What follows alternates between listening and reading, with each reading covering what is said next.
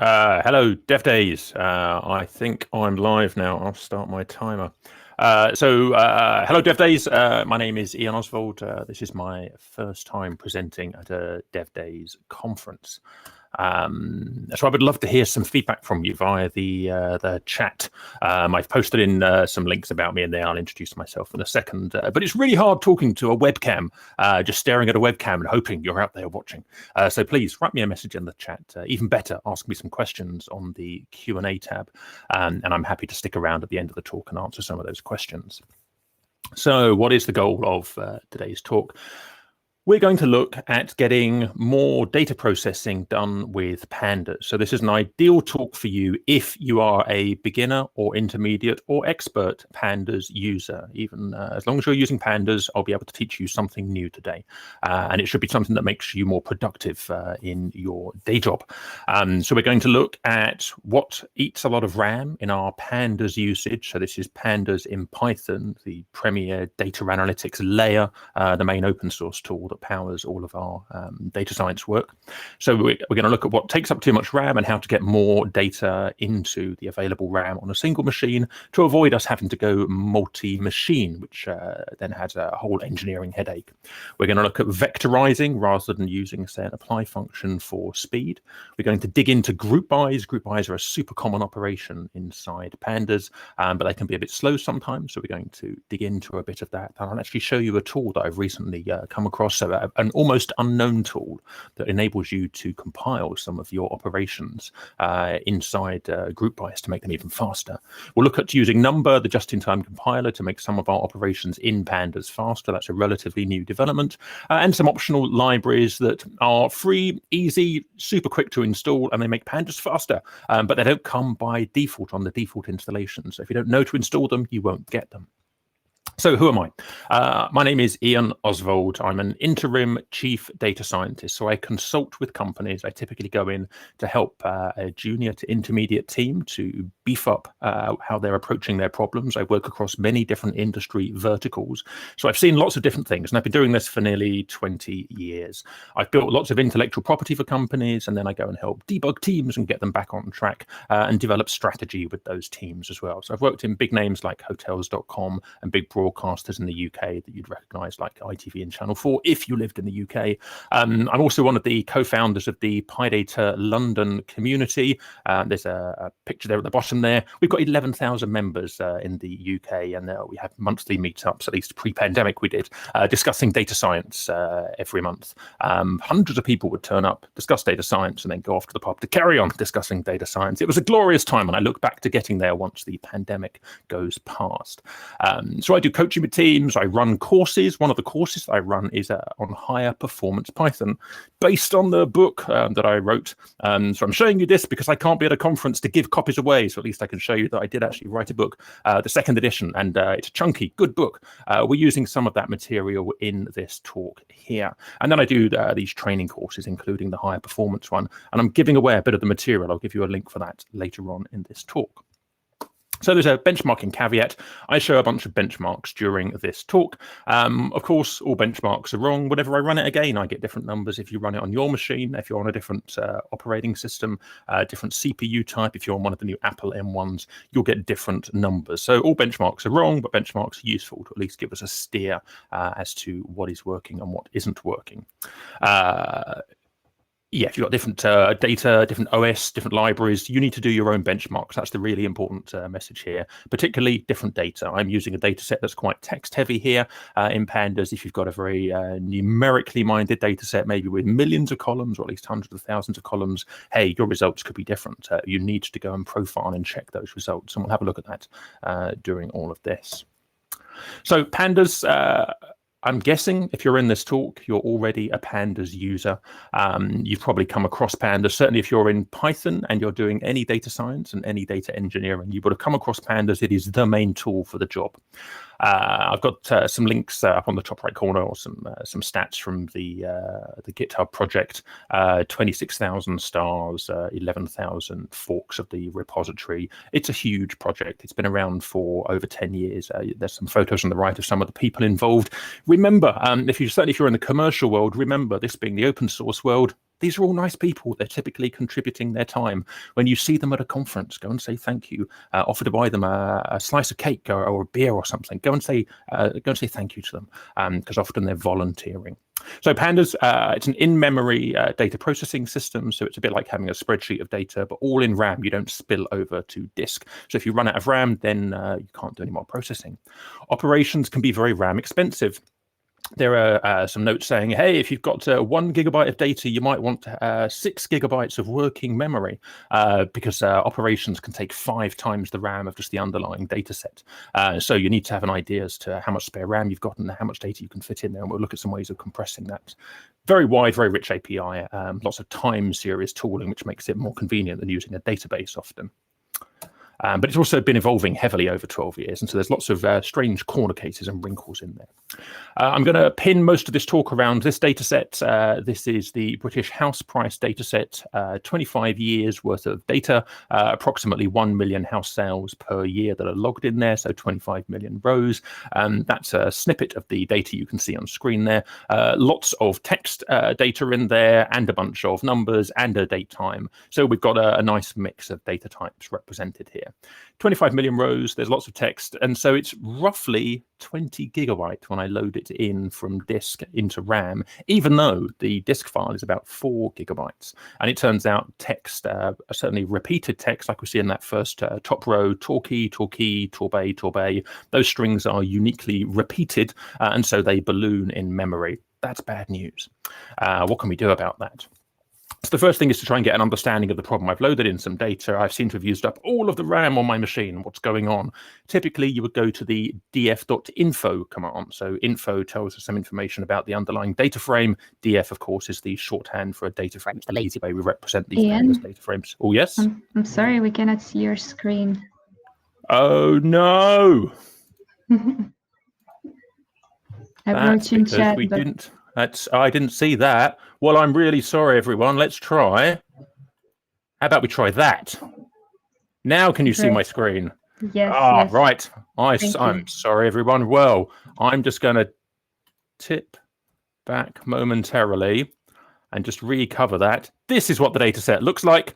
A bunch of rows of text and numbers and dates. So a nice mixed data set, 25 million rows of this. If you want to understand what's going on in that data set, typically you'd use df.info. So that's up on the top left-hand corner here. df.info, we get our data frames, info about the underlying columns. We get a list of all of the underlying columns.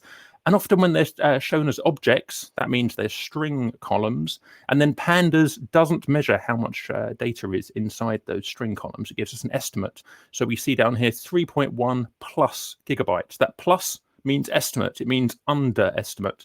The only way to get a true count of how many bytes are actually being used is to use df.info with memory usage equals deep. That will then go and ask every single string instance inside this data frame, how big are you? How big is every single one of these strings?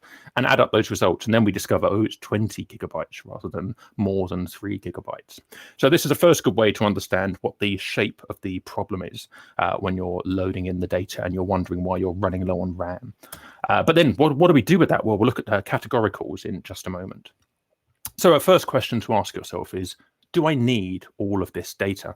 Can I get away with using perhaps some of the columns, not all of the columns, so I can discard some of the columns? Maybe I subsample some of the rows, so maybe I get a date range, I only want the recent data, or maybe just a random 10% uniform subsample of all of the data, so I can do my initial analysis. And smaller amounts of data mean less data to process, so things go faster. So my slow, expensive operations go quicker. So it's always worth, certainly during your early analysis, discarding some of your data subsampling so that you can go faster.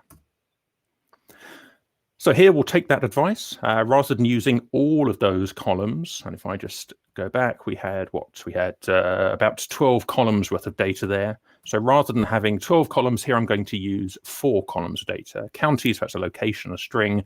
PT is the property type. You can see in that column, we've got Ds and Fs. F is a flat, so an apartment. Ds is a detached house, so a standalone separate house. And there's S, semi-detached, for houses that are joined to each other, and a couple of other types. We've got dates, so a nice date time to allow us to do date time operations, and price, the price that the property was sold for. So now we've cut down our data to about a third of the size that we had originally. So that's good. We can then say, all right, do an info call, do memory usage deep again, and see what happens. And actually, we got rid of a lot of the string columns, and the string columns are really expensive. So rather than saving 1/3 of the RAM, instead we've saved a lot of RAM. We're down to 3.5 gigabytes, which is brilliant. We've now got on my 32 gigabyte machine, I'm now using 10% of the RAM for my processing, and I've got 90% left for all of my other operations.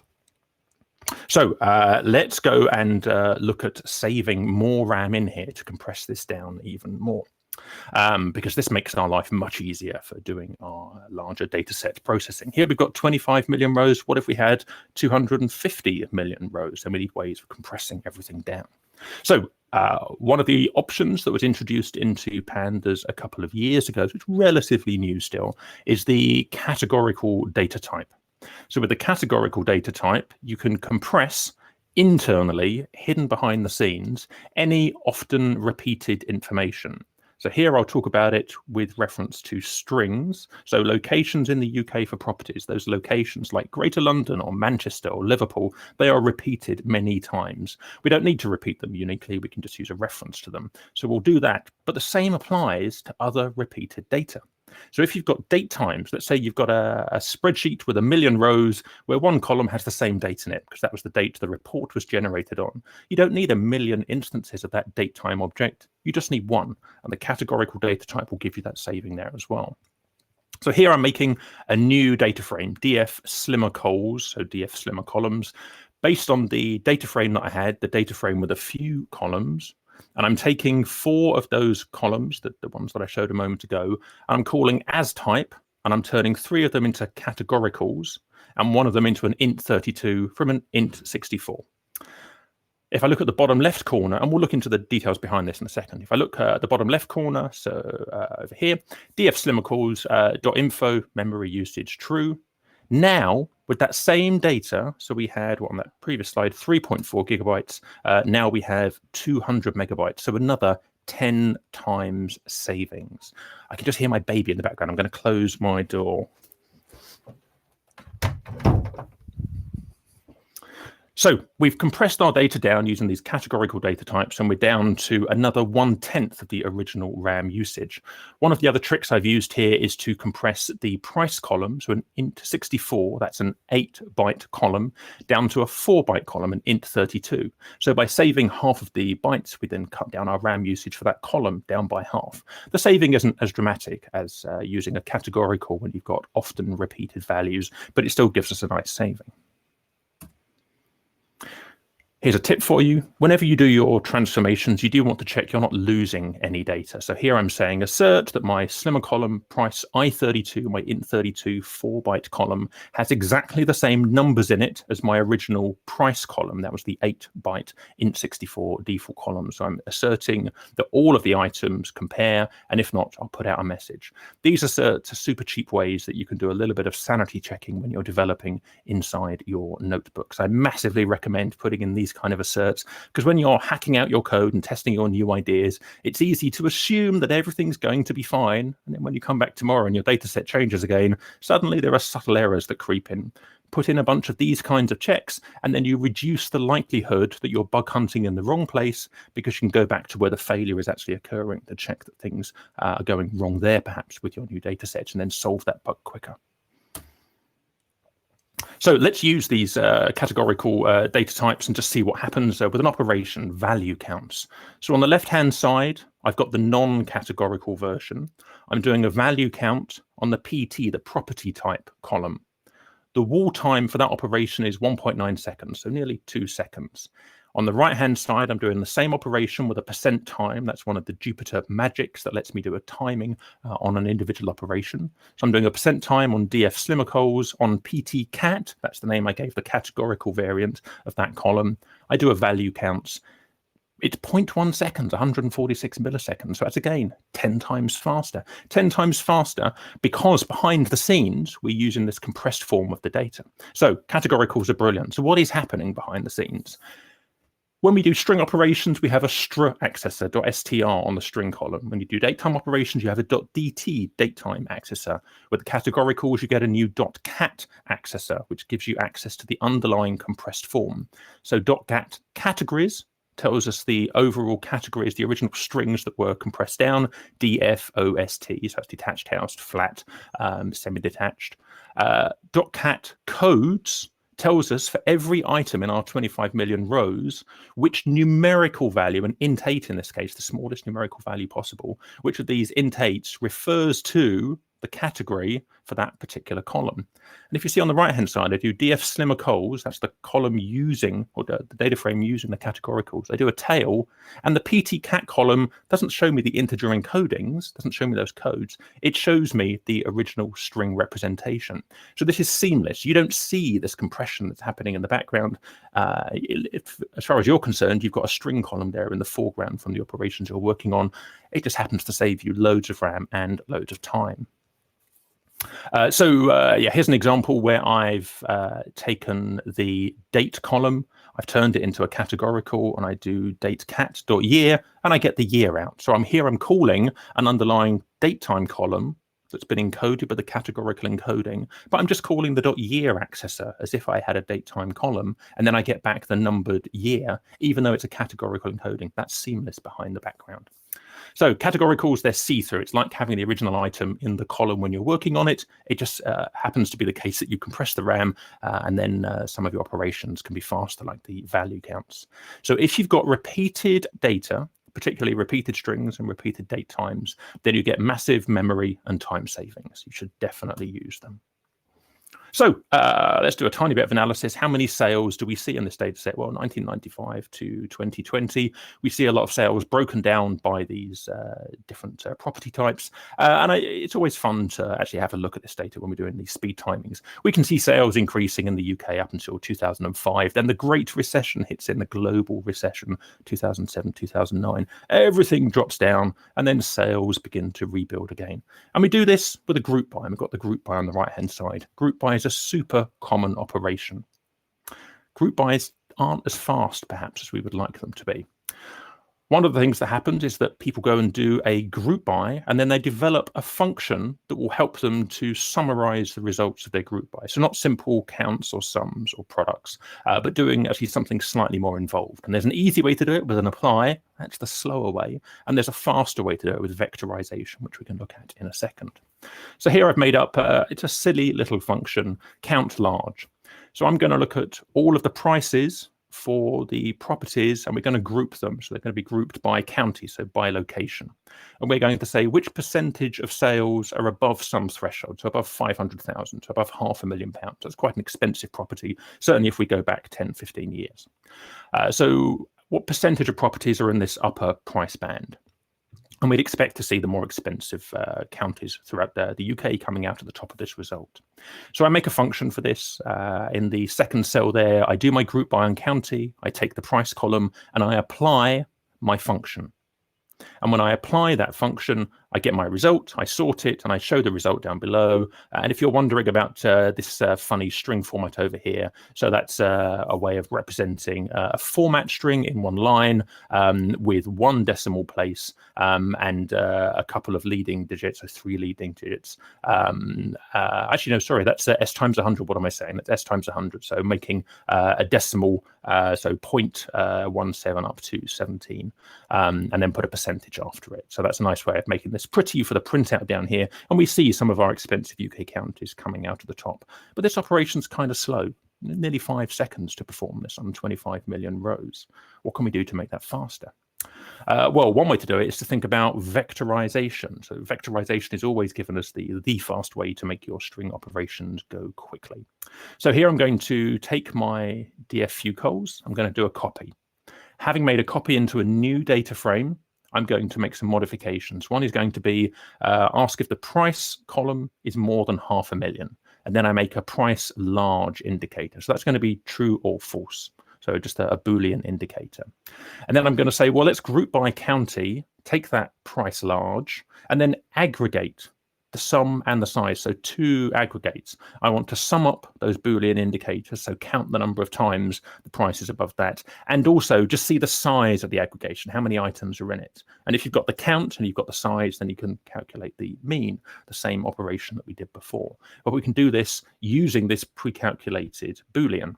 Of course, that's another operation. If we want to compare the speed of one group by to the other, in this case, we're doing some pre-processing, so we have to include that in our speed testing as well. So here, let's see, I've broken this out. So I make the price large new series, and I'm timing that entire block. I make that price large new series, which does the greater than 500,000 check, which makes a Boolean column. I then do my group by on county. I take the price large, the Boolean indicator. I do my aggregate on sum and size. And then from that group by result, I take the sum and I divide it by the size. So that's going to give me results for each of the counties. And then I do a result sort values and print out the same result that I had before. But this time we go from nearly 5 seconds down to under 3.5 seconds. Just about 1.5 times faster. That's not crazy large in this particular instance, but that's a nice speed up. One thing I've noticed is when I have to make a trade-off between using apply and using the vectorized operations, the vectorized operations use more memory because I'm making temporary, so I'm making new columns. So if my data set's very large, that can have a cost for me, even though it has a speed benefit. And if I have lots of small groups, so if I have thousands or millions of small groups, then the speed impact will be different if I have a few large groups. So this will vary depending on your data set. Using % time is an easy way for you to do that measurement yourself because it will be data dependent, and then you can test it on your own machine. Once you've started playing with group bys, at some point you're going to sit back and say, actually, I don't really know what's going on inside the group bys. It'd be really nice if I understand what's happening so that I can start to debug them. I really want to get behind the scenes and kind of under the hood of this engine.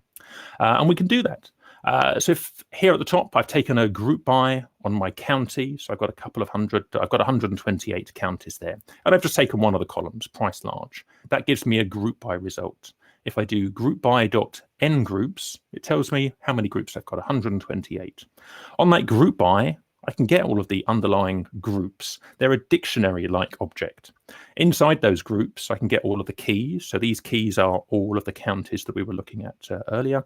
And here I'm printing out the first set of those counties. So .groups is a dictionary-like object. It's not a pure Python dictionary. It has some added intelligence on top. And actually, it gets quite large in RAM. It's one of the reasons why I was breaking this out recently is using the memory profiler tool. It's called Memory Profiler, which lets me understand for certain operations how much RAM is being used.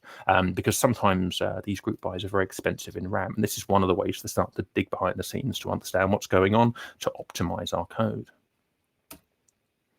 So if I've got the group by result from the previous page and I get the groups, I can take one of those counties and I can dereference it. That's the top cell. And I get an int64 index. That's the index for the 25 million row data frame. So it's a subset of items that represent rows in that original data frame. So in the bottom cell, I take that group by groups. I take out the 0th item, so that'll be 5628, so the 5,000th row in the data set. And then if I take my DFU calls and I do a .lock to dereference on that 5628 row, then I get the Bath and Northeast Somerset county result coming out. So that's a nice way to start digging in, check that I've got the right group bys, pull out the underlying information and get an idea as to what's being represented in there. Sometimes you get duplicates of all of your data being copied. So effectively an original data frame and a group by result, which is a mirror of that data frame copied all over again. And that gets really expensive on RAM. So it's worth digging in sometimes and seeing what's happening on the inside. We can also use the dir command in Python. If you're a Python beginner or maybe an intermediate, you may not have seen that there's a dir command in there. Dir is a bit like directory at the command line to see the files in my folder, but inside Python, it will introspect an object. And everything in Python is an object. So we can use dir to introspect an object to see what methods are available and what attributes are on that object. So here, if I do dir on the group by, I can see all of those double underscore magic and hidden methods. So these are the ones that you're not meant to access. They're hidden away from us. Double underscore is commonly known as dunder, double underscore dunder. But we also have the methods that don't have a double underscore, and I've picked out a few of them here. Get group, groups, head, and list. Head you recognize, get me the first couple of items. Groups is the one that we've just seen, get me the underlying items, the keys that are inside that group. And get group lets me get a named group from that group by. So ways of debugging and pulling out individual items. If you've never dug into your group by objects before, I do recommend at least doing a dir on a group by, seeing what's in there. You'll get a couple of hundred methods coming out and attributes, and then have a poke around, have a play with them. It will really help to open up your mental model of what's happening inside those group bys. Right, rolling. So here's something that many people don't know about. Rolling is one of the time series operators that's inside Pandas. And historically, it's quite slow, or it can be quite slow, because it has to do a lot of work. There's been some nice additions to make it faster. If you're doing quant type work in a financial services organization, you almost certainly know about rolling, but you may not know that you can make it faster. This is quite new, the addition of number. So the rolling operator lets us make a rolling window on our data. So if I've got some time series of house prices over time, I can look at a little window of, let's say, a year, and then I can slide it forward by 1 day. So I've got a year's worth of data, but offset by 1 day, and then offset by 2 days, offset by 3 days, or offset by months, or offset by weeks, whatever. And so we can have some kind of window that slides over our data. So we get lots and lots and lots of windows, and we do the same operation in those different windows, like taking an average, perhaps, or doing something more complex with a custom function. So it's great for time series. User-defined functions were always crazily slow, really, really slow.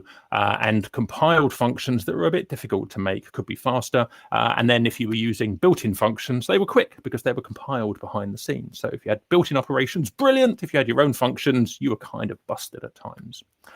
There's been recent work to add the number just-in-time compiler into Pandas in a couple of different areas. It's not universal by any means. It's slowly being introduced. It's quite a hard integration because number doesn't natively understand Pandas and all the Pandas data types. It only understands the underlying NumPy data types. But as it's being rolled in, it makes some of our operations quite a lot faster. So a just-in-time compiler is brilliant because you point it at a function, it just compiles it, and then it just goes faster. So here's an example taken from the documentation where we can see a nice sort of very visible speed gain. In the top cell, I make data. That's a series of 1 million items. So 0, 1, 2, 3, 4, up to 999, 999. Roll is data.rolling 10. So that's taking a window of 10 items. So we get 0 through 9, and then we get 1 through 10, 2 through 11. And then we define some arbitrary function f, which is going to sum up the 10 items in our window and add 5. So an uninteresting function, but a little bit of math. In the second cell, I do a time it on the rolling item, applying my function f using the engine set to Cython. This is the built-in engine, Cython, the ahead of time compiler that's been used historically inside Pandas. And we get an operation. It runs, takes about 5 seconds, really quite slow. In the second cell, I do a time it, and I change the engine. All I'm changing is the engine to use number. And then my timing's a lot faster, less than 1 second, 0.9 seconds. Brilliant, that sounds great. But then at the bottom cell, I run the same thing again, and then it's 0.1 seconds. And it turns out that once number has done its compilation pass, the first time is expensive. The second and subsequent operations, the second, third, fourth operations, with the same precompiled code, are fast because we've already compiled it. So the first time you take the hit, compiling it and specializing the code for the data types inside that function. But then once we've done it, every other call is quick. So here we're calling roll on function f using number, and it's 0.1 seconds. So that's what, 30 times faster than the Cython alternative that we had there. That's a huge speed up just by changing a keyword if you knew you could do it. If we do the same thing on our data, here I'm going to make a conservative estimate function. This is a bad function. I wouldn't recommend actually analyzing your data with this. Here we're saying if in my rolling set, if I've got, this is, what have I done here? What have I done here? I've taken the index, I've queried it, I've sorted the index, and then here I'm going to do the rolling windows. Right, so conservative estimate says, well, if I've got more than 10 items, I'll take a medium. If I've got less than 10 items, then I'll just take the minimum. So some arbitrary function that does a bit of logic. We can't trivially do this with a vectorized operation, so we need to make our own function. We apply this, and then we get some results back. If I do this at the top I take some recent data, so the last 400,000 rows, 400,000 rows, and I apply this rolling function with a 3-day window. So I've got different numbers of house sales. At weekends, we have fewer house sales. We have different sizes of groups in this rolling window. If I apply the original function, that's the second cell, it takes 2 minutes. If I run the third cell and I run it more than once, so we've got the benefit of compilation and the cache, we're down to 37 seconds. That's a 4 times speed up just by changing the compilation engine to number. That was introduced somewhere in the last 9 months. Remember that number doesn't know about pandas yet. You can't just apply number, the compiler, to pandas and expect magical speedups. It does not work that way. Pandas is very complex on the inside, and number does not know about most of the data types that exist in pandas. It only knows about some of the small areas of pandas where it's being introduced. Number does know about NumPy. It knows about all of NumPy, the underlying numerical Python library. So if you're actually working on NumPy data, you're doing financial modeling, then use number, have a party. Use number, definitely use number on the underlying NumPy data. Typically, not everything can be compiled, but many things can be compiled, and they'll go 10 times faster, maybe 100 times faster. One thing that everyone would love is a custom number compiled apply function for group by operations. There's actually a long-standing pull request open with a lot of discussion that is not solved yet. If you want to make a nice contribution to open source and make our world a better place, please go and look at pull request 31845 and see about adding number compilation to a group by apply. Not the rolling window apply that we've just seen, but a group by apply. That would make the world a better place. There is a way to make our custom group bys go faster with an external library, this NumPy groupies library. This is known by almost nobody. There's hardly any stars, hardly any forks, hardly any activity on this project, but it just works. It's quite nice. So here on the left-hand side, I take my data frame. I'm not using NumPy groupies. I'm just using built-in pandas. df.groupby on some key. This is a column is new. So I made a Boolean column from the text string that we had before. Is it a new build? Is it an old build house? So I've got 25 million true falses. So I'm going to group by on these and then ask for some kind of aggregation. I'm going to ask for a mean on the price column. And I get the mean price by old and by new properties. And we can see that newer properties are typically valued slightly higher than older properties. On the right-hand side, I've got the NumPy groupies project. So here I'm taking the NPG, that's the NumPy groupies import, and I'm aggregating. I'm giving it the same column, that's the second row, df aggcol, and I'm giving it the same function, so that's func equals mean. I'm telling it to use the mean function. And then I have to give it a group index. And so the group index is the effectively working out where the trues and the falses are in the data that we need to group. We need to tell it where those groups are. So with 25 million rows worth of group 0, group 1, group 0, group 1, we have to do that operation by hand.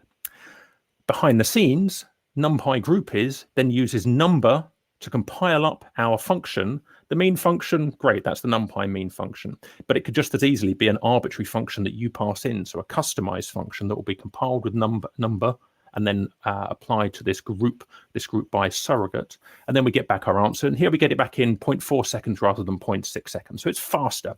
Turns out about 70% of that cell is the pd.factorize operation. pd.factorize is kind of the same as the categorical encodings we saw earlier, giving us the numeric mappings. The categoricals are a bit slower to use than factorize. I experimented with some different options here.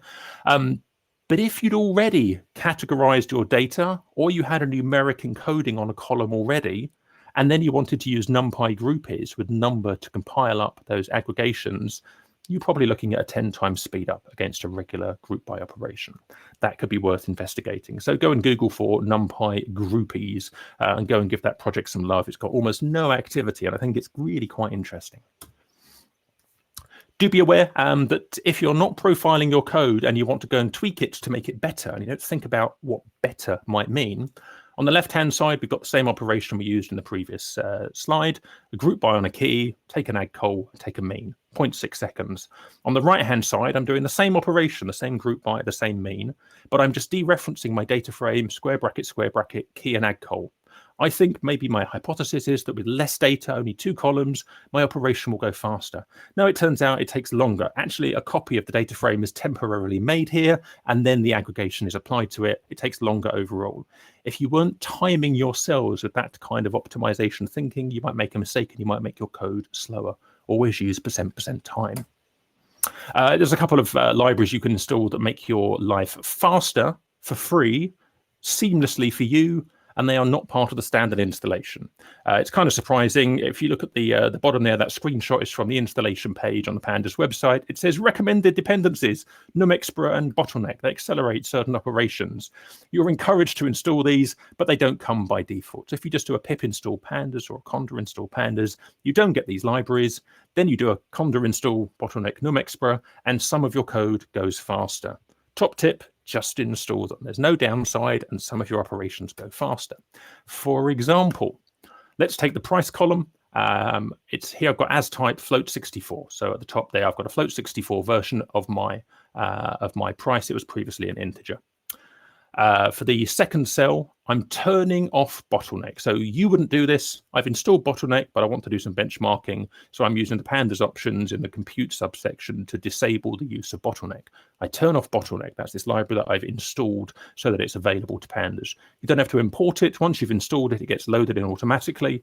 That's happened here. So I've disabled it. I time a mean operation, takes 0.1 seconds. Well, that's pretty cool. If I turn bottleneck back on the third cell, do the same operation, 0.05 milliseconds. So 2.5 times, 3 times faster. Just by installing bottleneck, I do nothing else. My numeric operations can go several times faster. And if we are using underlying NumPy data, so int64, float64, all with lower cases, we can drop down with the to NumPy accessor down to the underlying NumPy operation and call the underlying NumPy operations directly. And sometimes that can also give us a several times speed up. That ignores bottleneck. It doesn't use bottleneck at all. This is just calling back to the underlying NumPy library. I've got a cheat sheet that I use in my high performance Python training class. I give it to all of the students who attend my class. I'm giving it to all of you as well. So if you want a copy of that, go to bit.ly and then HPP, that's high performance Python. So HPP _cheat sheet. I'm going to have that link on the next couple of slides. So bit.ly, HPP _cheat sheet. There's no registration. That's just a direct PDF download. You can just take a download of that. There's a bunch of advice from my course in there and a couple of notes of my training. You can just go and get that and use it for your reference. If you want some extra reading, separate to reading my cheat sheet, I do recommend the minimally sufficient article that's up on, I think that's on Medium, there's the link. You can just Google for minimally sufficient pandas. Ted argues for a subset of the pandas API to keep your mental model simpler and your team's mental model simpler. That's a really good idea. Go and read that article and think about using a subset of your pandas.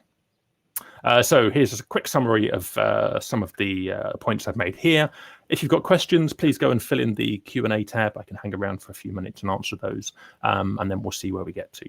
So categoricals give you a great speed up if you've got repeated data in a column, so repeated strings and repeated date times. They're brilliant to compress with categoricals. They'll save you RAM, some of your operations go faster.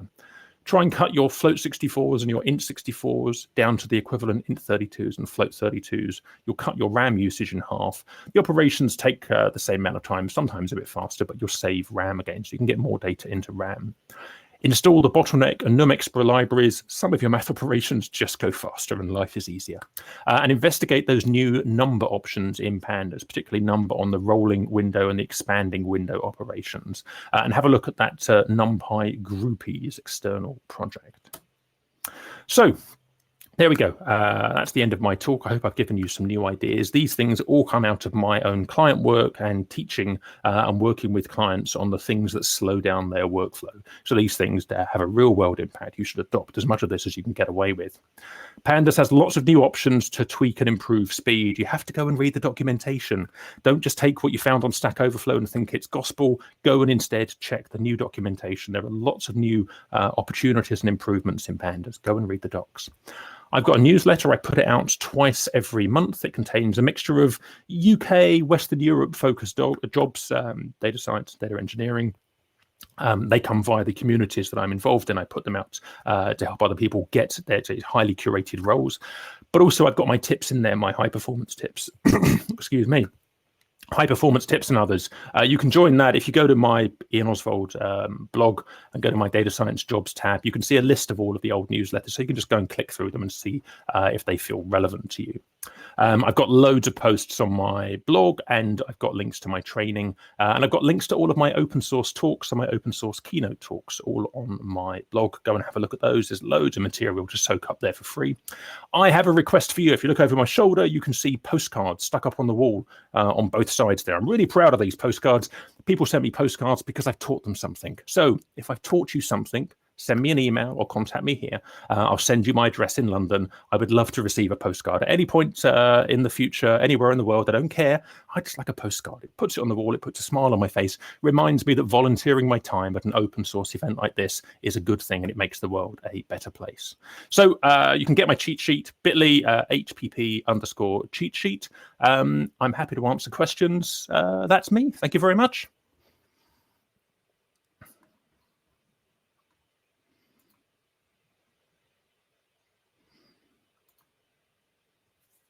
So I don't see any questions apart from the one that says, we don't see your slides. I'm really sorry about that. Unfortunately, I don't get a notification on the browser tab telling me that somebody has posted something like that. So that was a bit annoying.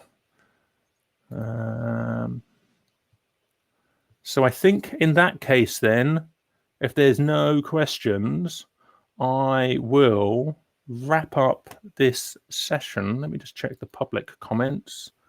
No, there's no comments in the public section either. Well, look, if you've got questions about high performance and pandas, you are very welcome to contact me on Twitter.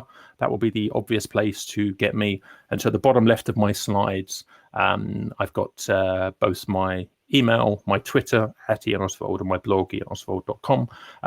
Go and hit me up on Twitter if you have questions after this talk. I'm always happy to talk about making pandas faster and making our open source data science workflows go faster.